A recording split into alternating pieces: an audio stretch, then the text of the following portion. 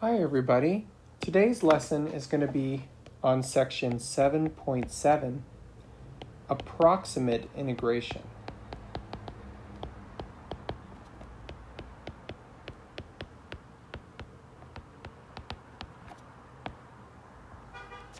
So I want you to recall something from the previous section.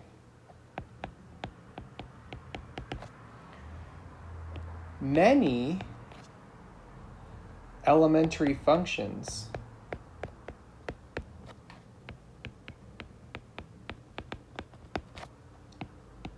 do not have an elementary antiderivative.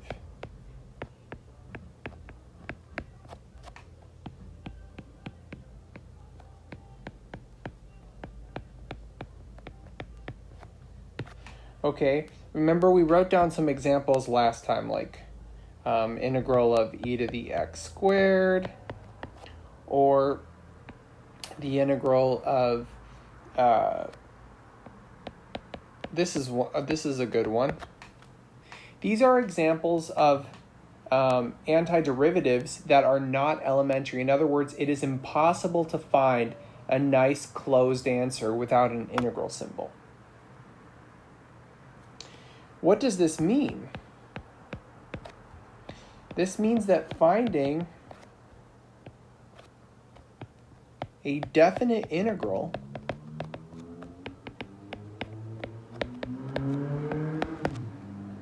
of these functions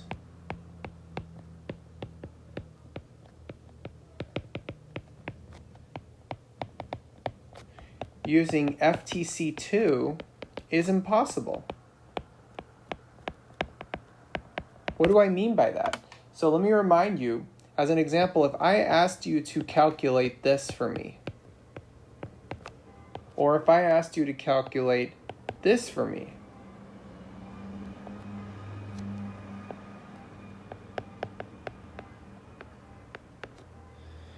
you would not be able to do it. You would not be able to find an exact answer because the only way we know how to calculate a definite integral is by using an antiderivative, right? Using the fundamental theorem of calculus.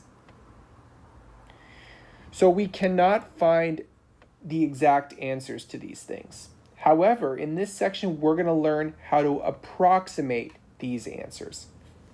So let's write that down. In this section,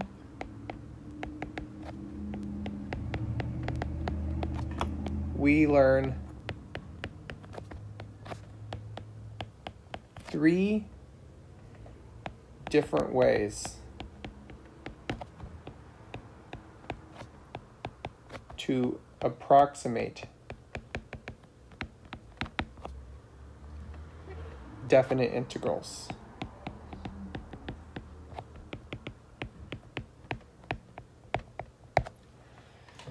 Okay, now actually these 3 approaches that we're going to learn, one of these you guys already know. You learned it in Calculus 1. So this first one will be a refresher. So let's look at method 1, which we're going to call the midpoint rule. So method 1, the midpoint rule.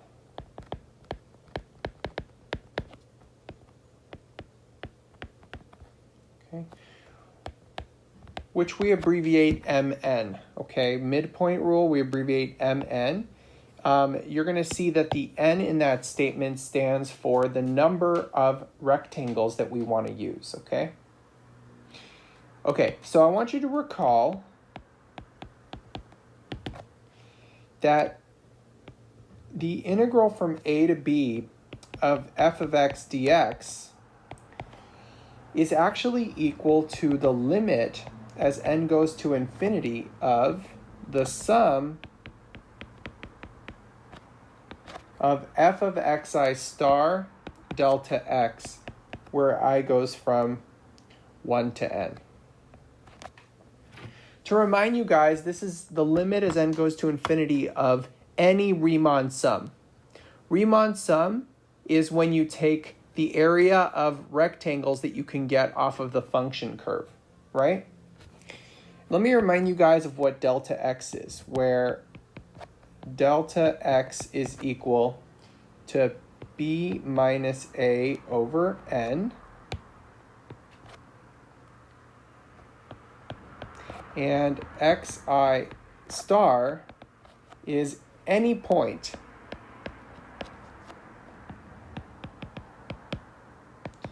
inside of xi minus 1 xi. Okay, remember we partition. So partition, so let me just say a to b is partitioned into n subintervals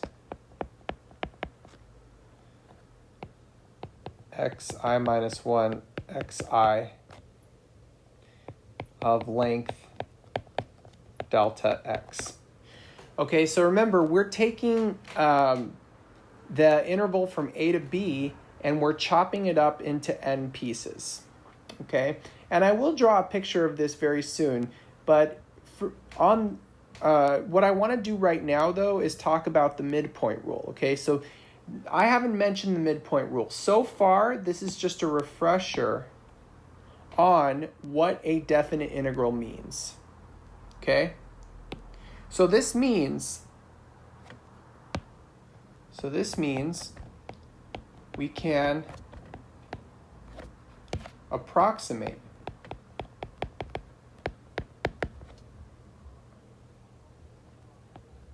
this guy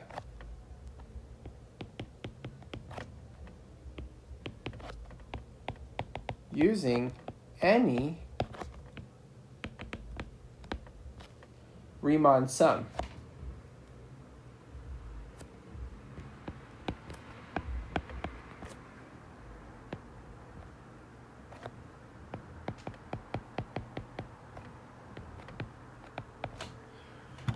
Okay, so we can approximate using any Riemann sum. So the real question is, which Riemann sum should we use?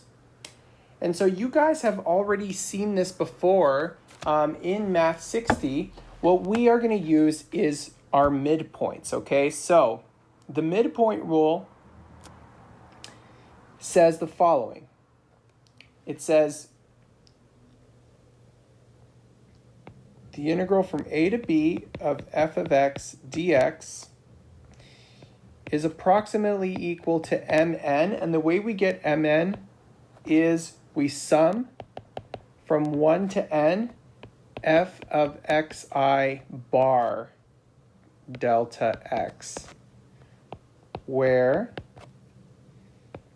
xi bar is just the midpoint of the partition.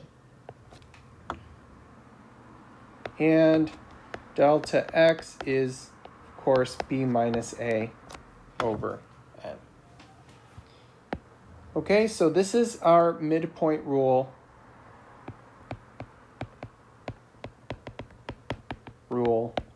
formula. Okay, and just in order for this to make more sense, I want to draw a picture of this just so you guys see it. So if we look at the next page here, let me draw my coordinate system. And let's say that we're going this way. Let's say this is A and this is B. And so what we do is we chop this up into an equal number of pieces, right? And we are trying to approximate the area under this curve, right? And so what we do is we take the middle of every single partition here,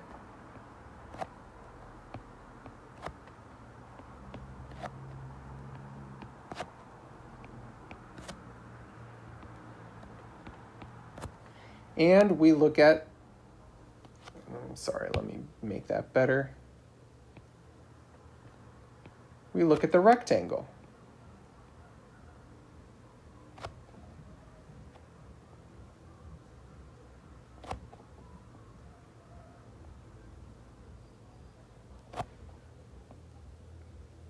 the rectangles with those heights.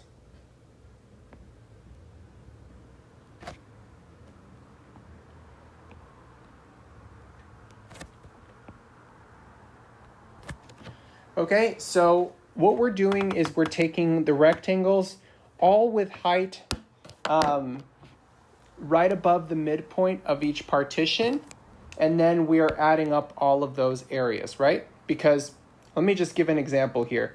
If this is the ith one, if this is xi minus 1 and this is xi, then this middle guy right here, this middle guy is exactly xi bar, right? That's the midpoint, which is xi minus 1 plus xi divided by 2. And then this point is exactly xi bar f of xi bar, right? Because it's the point right above the midpoint. And so the height of that rectangle is f of xi bar, and all of these guys have width delta x. And so all we're doing is we're adding up the area of each one, right? Because the area of this guy, the area of the ith rectangle is equal to base times height. So that's all we're doing is we're adding all of those up, and that's what the summation means, right? It says we take all of those areas and we add them up. Something I will say, because the others are going to use similar ideas, except not with rectangles. So note, I'll just say here, this uses rectangles to approximate the area.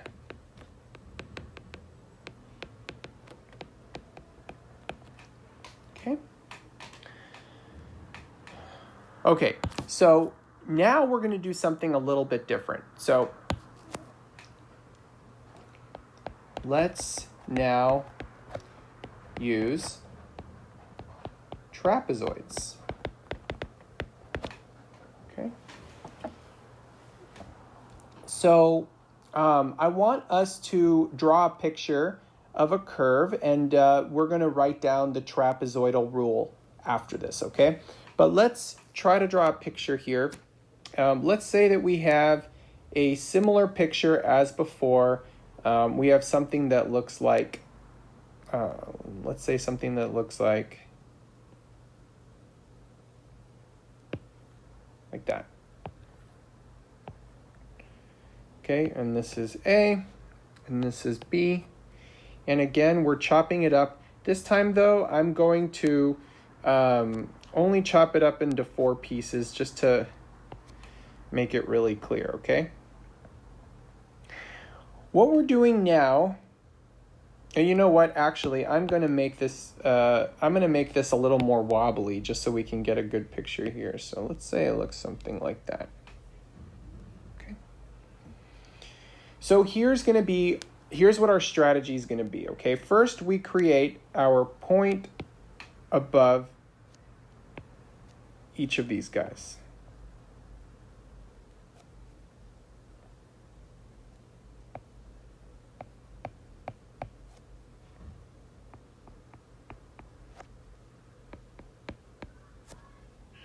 So remember, this guy is our x0, this guy is our x1, x2, x3, and our x4, right? Okay, so here's what we do. Instead of making rectangles, what we do is we connect the dots and we form trapezoids. So this is what it looks like. That's our first trapezoid. That's our second trapezoid. That's our third trapezoid. That's our fourth trapezoid. Okay, so then we just add all those trapezoids up. So the question is, what is the area that we're looking at here?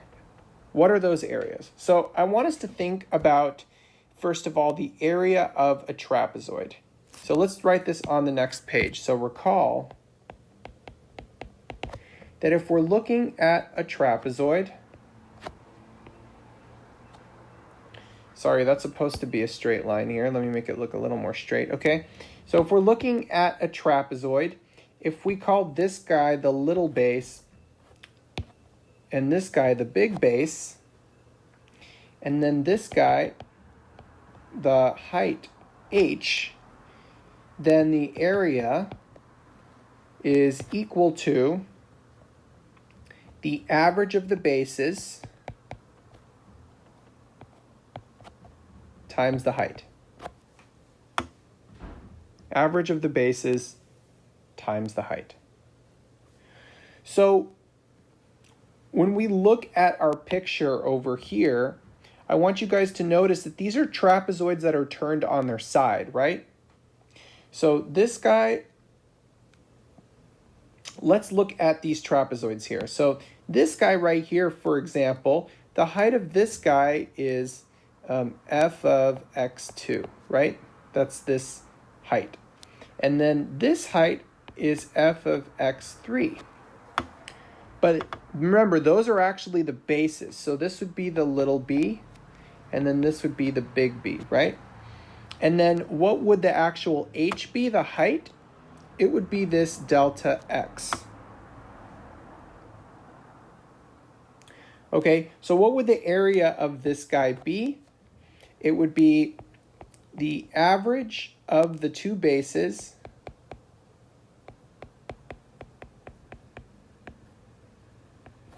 times the height, so times delta x.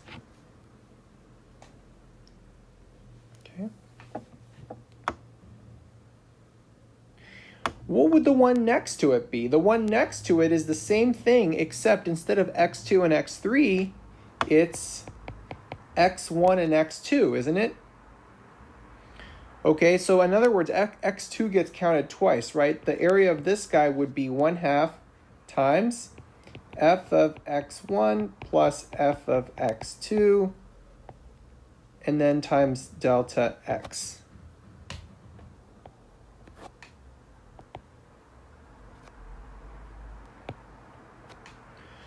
Okay, we can keep doing this pattern, right? And we're just going to add them all together. So let's write down what happens here. So this means we have f of x0 plus f of x1. I want you guys to notice something. We actually have a 1/2 and a delta x that appears in all of these, right? So we're going to end up being able to factor that out. But I'm going to come back here for a second. So it's going to be this times 1/2 times delta x plus, then the next one is going to be the same thing except with x1 plus f of x2 times delta x. The second to last one is going to be, if we do this n times, we get 1/2 times f of xn minus 1 plus f of xn times delta x. That would be the last one, right? But I want you guys to see what happens here. I can factor out of all of these a delta x and a 1/2, right? So if I take out a delta x over 2, what am I going to be left with? So I have left f of x0 plus f of x1 plus, and then the next one, it starts at 1, f of x1 plus f of x2, and then the next one starts at 2, f of x2 plus f of x3, and then the last one is f of xn minus 1 plus f of xn, right? But here's what we need to notice. We notice that all of the sides get double counted except for which ones. So let's come back to this picture. Let me use a different color here so that you guys will see it. If I use purple, you'll notice that this side is double counted, right? Because it's part of two trapezoids. And this side is also double counted, and this side is also double counted. But the ones that are not double counted are these highlighted ones. This only appears once, and this only appears once, right? That's important. So if you look at this, right, here I'll use purple to show you guys. These two are double counted. These two are double counted. And of course, this one will be as well. The only ones, the one that's not double counted, first side and the last side. Okay? And so this leads us to our formula. So this is called the trapezoid or trapezoidal rule, I believe. And we write Tn for the trapezoidal rule. Okay? So integral from a to b of f of x dx is approximately equal to Tn, which is going to be, you pull out the delta x over 2, and then what's left is f of x0 plus double f of x1 plus double f of x2 plus, how many, what's the last one that we double? We go all the way to the second to last one. And then we just have one of the last ones there. And that's the formula for the trapezoid rule. Okay. So we've learned two different techniques or methods, and we're now going to learn the last one. So now we use parabolas. Okay, so I'm going to draw a picture of what this looks like here. So let's suppose that we have a curve.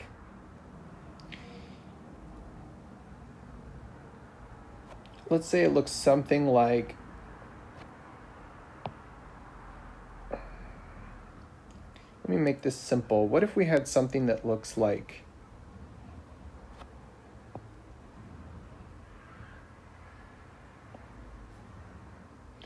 let's say we had something that looks like this.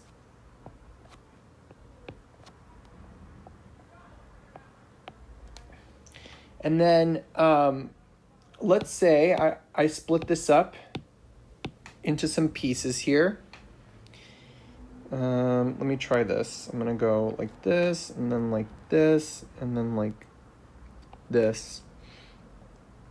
And so, like before, if this is x0, this is x1, this is x2, this is x3, and this is x4, right? And so what we do is we create dots above each of these. This one is a little bit different because in this one, every pair of dots gives you a parabola, right? Because you actually need 3 dots to create a parabola. So the first parabola is going to look something like this. Okay, we created a parabola that go through those 3. What would the next parabola look like? It looks something like,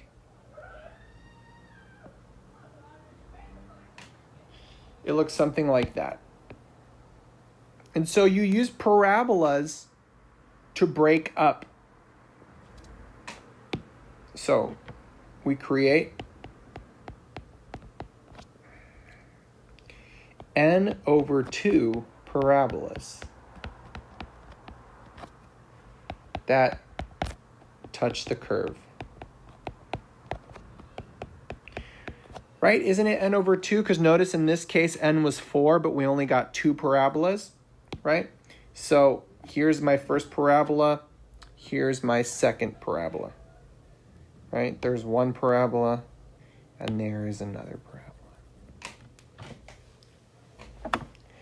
Now, I don't want to go into the specifics here as to how this next formula is derived. I did that for the trapezoids, but I don't want to spend too much time showing you guys the nitty-gritty. The derivation is in your book if you want to take a look at it. However, it is pretty complicated because finding the area under a parabola is not trivial. Okay, there's not just some nice formula that involves the sides or something like that. Okay, but let me write down the result here. We call this next rule Simpson's rule. It would be nice if we called it the parabolic rule or something, but we do not. This is the name of it. And so I use SN to abbreviate that. So here is the formula. So the integral from a to b of f of x dx is approximately equal to Sn, which is going to be the following, okay? What you do is you take delta x over 3 this time. So not over 2 like the last one, but over 3. And then the first guy, you just have one of them, but then you alternate between 4 and 2. So you get 4 of these, and then you get 2 of these, and then you get 4 of the next one, and then you get 2 of the next one, and you do that all the way until you get to the second to last one, which is going to be 4. You're always going to end with 4 of those. And then finally, the last one, you just get 1 of them.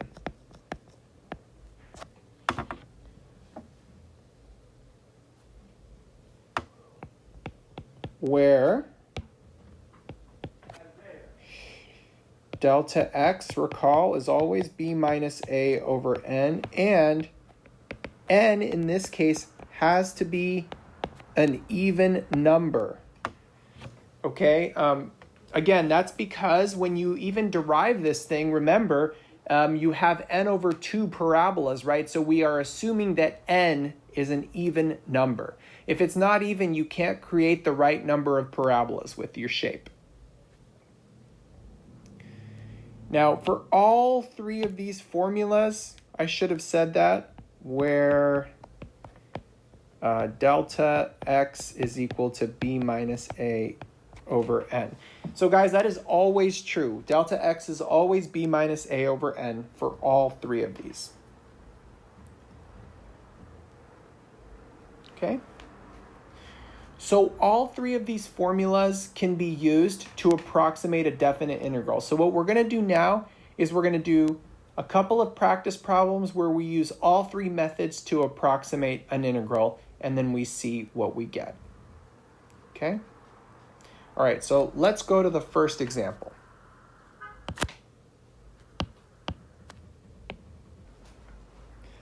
Number 1.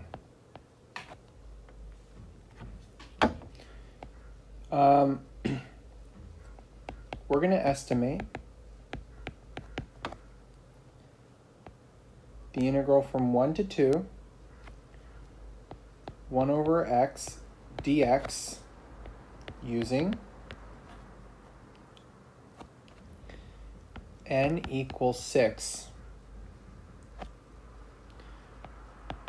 with all 3 methods.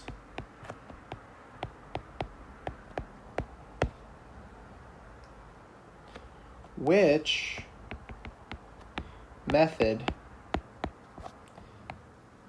works best for this function? Or let me say for this definite integral. Now, normally a problem is not going to ask you which one works best because we're not actually going to know which one works best, right? Because the whole point is we're supposed to be doing this when we cannot find the real answer. However, this is an easy function that we know how to integrate. So I chose an easy function at first so that we can actually figure out which one we're closest, which one of our approximations is closest to that, right? Okay, so let's go ahead and find our delta x first. I recommend doing this first just because you're going to need delta x for all three parts, okay? So delta x is going to equal, remember it's always b minus a over n, which in this problem is 2 minus 1 over 6, so that's 1/6. So let's go ahead and find our 6 sub-intervals, okay? So x0, you always start with the first guy, and now we're going to go up by 1/6, okay? So x1 is going to be 7 over 6. x2 is, I know that we could reduce it, but I'm going to write 8 over 6. x3 is 9 over 6. x4 is 10 over 6. x5 is 11 over 6. And x6 is 12 over 6, right? Which reduces to 2. This one is 6 over 6, right? If we want to write it that way. Okay, so we're going to be using all of these for our approximations, but let's start with the midpoint rule, okay? So starting with M6. What we want to do first for the midpoint rule is find the midpoints of all of these things. Okay, so how do you find the midpoint of these things? Well, it might actually help to rewrite all of them in 12ths instead. Then you'll see how to find the midpoint quite easily. So the first one would be 12 over 12, right? The next one is 14 over 12.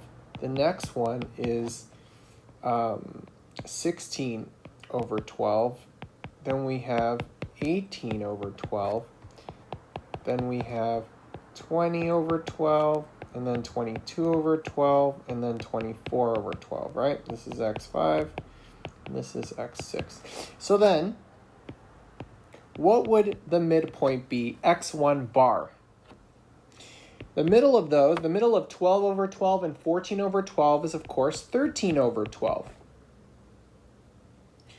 Okay, now if you don't want to do it this way that I did, where I found 12ths as a common thing, you can just add up 12 over, or sorry, you could just go back to what you had at the beginning and add 1 plus 7 over 6 and then divide the whole thing by 2, and you'll end up with the same answer. Okay, so you don't have to do it my way, but I like it this way because now we can just write them all down, right? We're actually going up by that much each time. Okay, x3 bar would be 17 over 12. x4 bar would be 19 over 12. x5 bar would be 21 over 12. x6 bar would be 23 over 12, right? Okay, so we're almost there, right? What is M6 equal to? Well, let's also write down what f of x is, right? F of x is the integral that's, or sorry, the function that's inside of our integral. So if we go back to this problem, we could see right here that f of x is equal to 1 over x. That's important, okay? So let's write that over here. F of x is equal to 1 over x. Okay? So our midpoint rule, we're ready to write it down. M6 is going to equal, remember our formula, let's write it down. It's going to be delta x times f of x1 bar plus f of x2 bar plus f of x3 bar plus f of x4 bar plus f of x5 bar plus f of x6 bar. So what is this going to equal? Remember, delta x was 1 over 6. And then what is x1 bar? Remember, x1 bar is 13 over 12 on the last page, right? 13 over 12. But we're doing f of that. So what would f of that be? Remember, f is the reciprocal function. And so in order to do f of those, we're going to plug them into the function. So that means it's going to be the reciprocal, 12 over 13. Plus, I'm going to do the reciprocal of the next guy, which is 12 over 15. And I'm going to keep doing that. So 12 over 17 plus 12 over 19 plus 12 over 21 plus 12 over 23, right? We got 6 of them. That's all 6. So if you put that in your calculator, you actually get the following. You get 0.69 228. I'm going to go to 5 decimal places, okay? So 0.69228. Let me go back to our main problem here. So what I'm going to do is I'm going to write my answers here for now. So M6 is 0.69228. That's my first answer.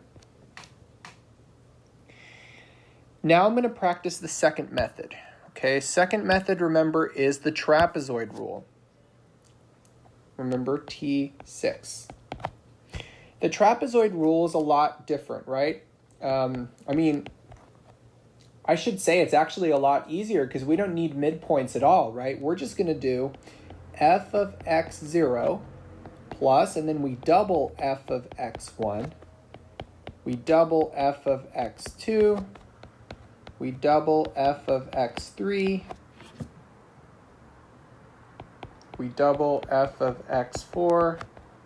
We double f of x5, and then just f of x6. We double all of them except for the first and the last one. So what is this going to equal? So delta x over 2. Remember, delta x is 1 over 6. So if you multiply that by a half, it's 1/12. And then we're going to do f of, not the midpoints. Remember, we're going to do f of all of the original xi's. So these are the ones I'm going to take reciprocals of and plug them into the function. So the first one is 6 over 6, right?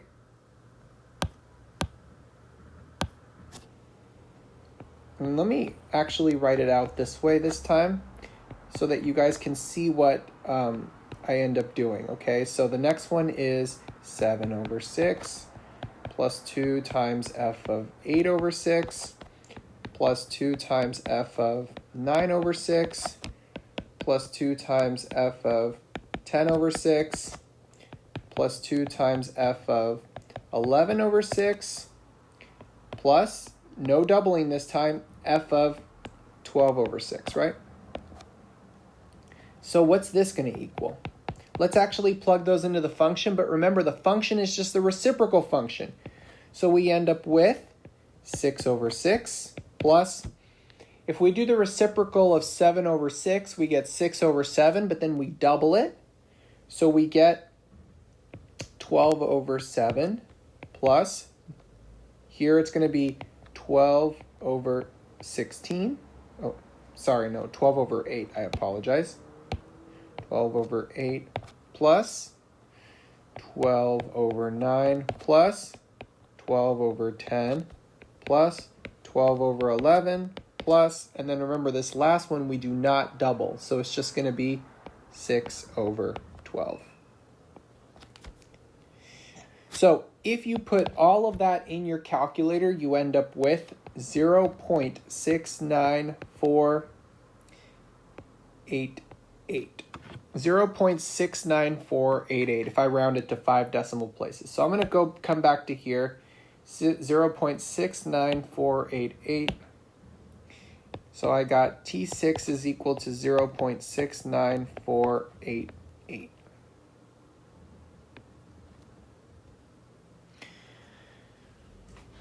Okay, you can see that the answers are pretty close together, right? A little bit different. And we're going to do the last one here, which is using Simpson's rule. So what would S6 be? Remember, S6 is delta x over 3, and then f of x0 plus, and then you're going to alternate between 4 and 1. So 4 f of x1 plus 2 f of x2 plus 4 f of x3 plus 2 f of x4 plus 4 f of x5, and then the last one is just by itself.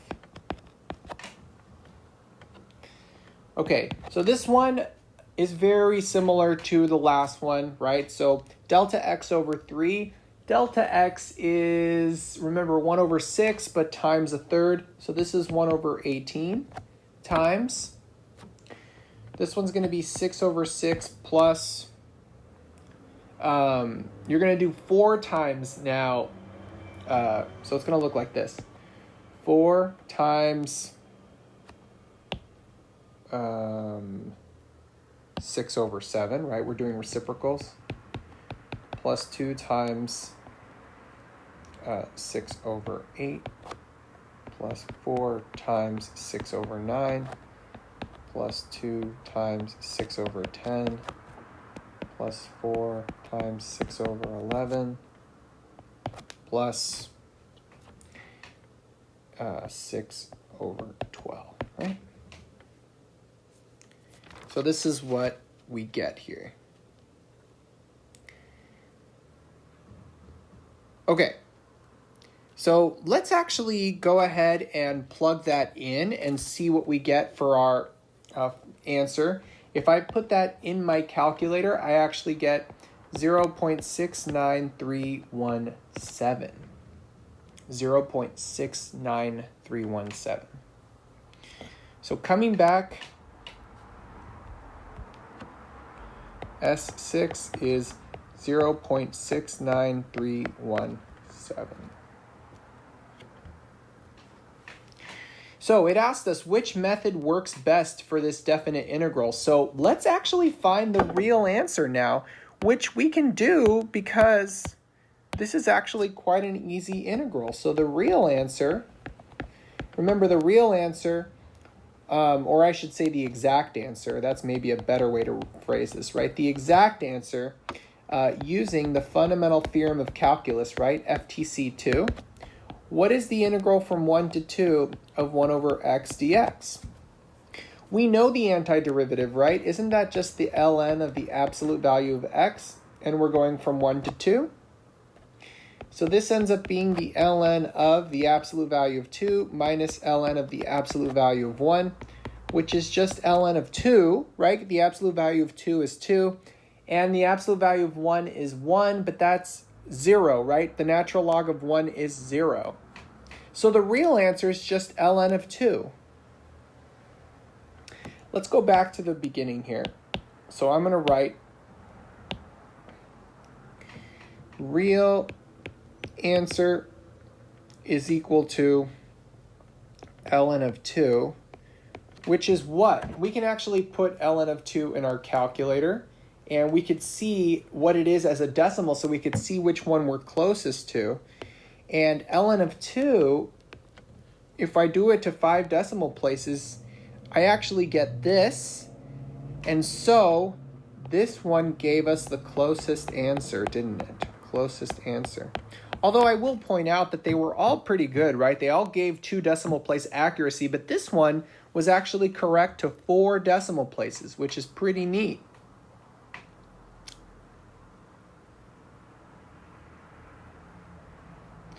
Okay, I hope all of that made sense.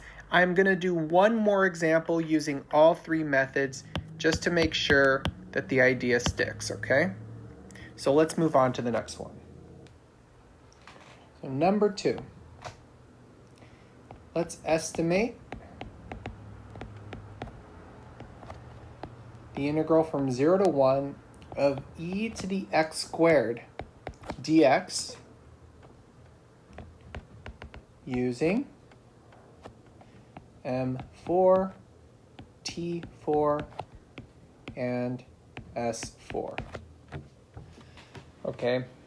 I want you guys to notice also that this integral is not an elementary antiderivative. In other words, it is impossible to get the exact answer for. So we're not actually going to know which of our answers is the closest, but they should all be close to each other anyway, right? Okay, so let's find the stuff that we're going to need for all the parts first. So for all the parts, we're going to need to know what delta x is. So delta x, remember, is b minus a over n, which in this case is 1 minus 0 over 4, which is 1/4. And what is f of x? F of x is exactly what's in the integral, which is e to the x squared.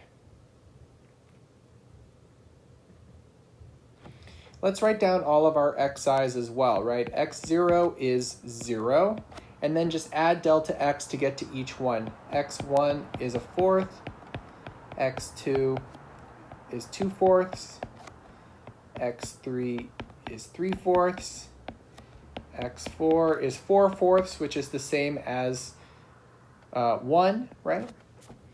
And you notice that this last one, you have to end up at the last number here, right? This number 1 has to match this 1 up here, okay? Okay, so what's between 0 and 1/4? I don't want us to think too hard about this, but between 0 and 1/4 would be 1/8, right? And between 1/4 and 2/4 would be 3/8. So again, finding midpoints should not be too difficult, right? So let's write this down on the next page. So we know that x1 bar is 1/8, x2 bar is 3/8, x3 bar is 5/8, and x4 bar is 7/8. Okay. So then what would M4 be? M4, remember, we just add up, we do delta x, and then we add up f of all of these guys, right? So what's that going to equal? So this is going to be, remember, delta x in this case is 1/4. And then we have f of all of these guys that I just wrote down. What would f of those be? It would be e to the 1/8 squared plus e to the 3/8 squared plus e to the 5/8 squared plus e to the 7/8 squared. So what we're actually going to put in our calculator, we may as well square them first. That's e to the 1/64 plus e to the 9/64 plus e to the 25/64 plus e to the 49/64. And if we put all of that in our calculator, we end up with 1.44875 rounding. 1.44875. So let's come back to here.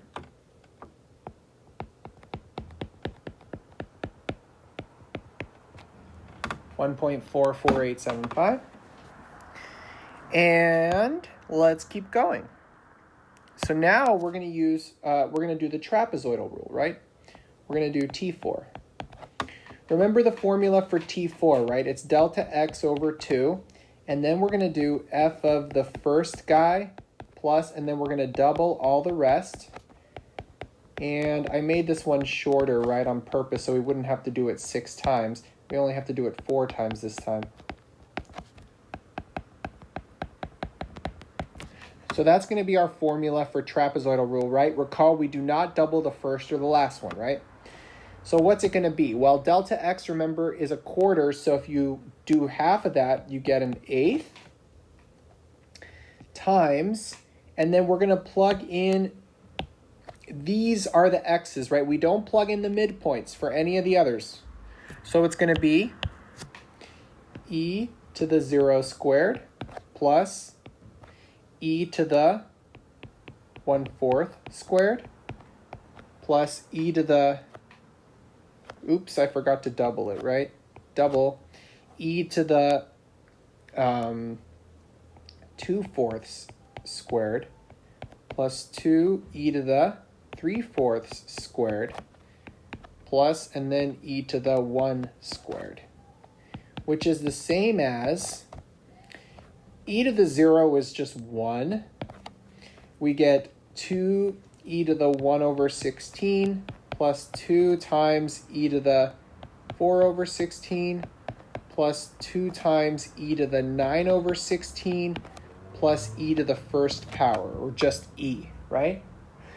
So put all of that in your calculator, and we get the following for T4. We get 1.49068. 1.49068. So coming back to here, let me write that here. 1.49068 would be our T4.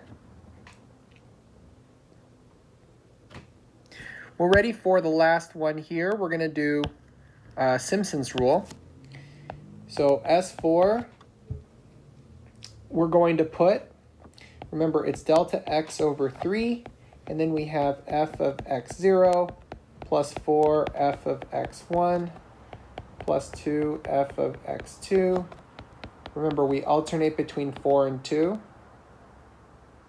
4f of x3, and then plus f of x4. We actually only have one set of 4, 2, 4 there. So what's this going to equal? Delta x is a 4th, so it's 1/12 times. It's going to be the exact same thing as before, except this is going to become a 4, and this is going to become a 4, right? Otherwise, it's the exact same expression, so it's usually pretty easy to put this in your calculator, because you could just have the calculator repeat the thing you entered, and then just change those few numbers, so it's quite easy. So 1 plus 4 e to the 1/16 plus 2 e to the 4/16 plus 4 e to the 9/16 plus e to the first power, right? So put all of that in your calculator. You end up with 1.46371. 1.46371.